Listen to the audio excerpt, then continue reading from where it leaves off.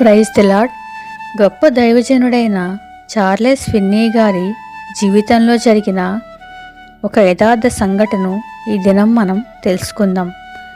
Charles Finny గారి వివాహము నిశ్చయమైనది. ఆ నవవధువును చూచుటకు తన గుర్రముపై బయలుదేరారు. మధ్యలో గుర్రపు నాడను వేయించుకొనుటకు కొంత సమయము ఆగవలసి వచ్చింది. ఆ దగ్గరలోనే దైవ ఆరాధన జరుగుతుంది. ఆ పాటలు ఆయనకు వినిపిస్తున్నాయి. సమయాన్ని వృధాగా గడపలేక ఆ సంఘానికి వెళ్ళి ఆరాధనలో పాల్గొన్నారు.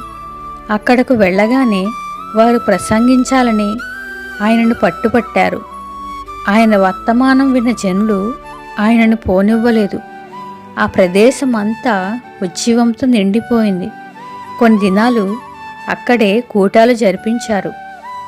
ఆయన తనకు కాబోయే భార్యకు మన వివాహం కొరకు ఉజ్జీవాన్ని, దేవుని పనిని వాయిదా వేయలేను కదా అని కబురు పంపారు.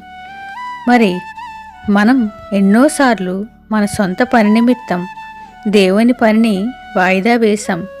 ఈ సేవకుడు దేవుని పని నిమిత్తం తన జీవితంలో ఎంతో ముఖ్యఘట్టమైన వివాహాన్ని కూడా వాయిదా వేశారు.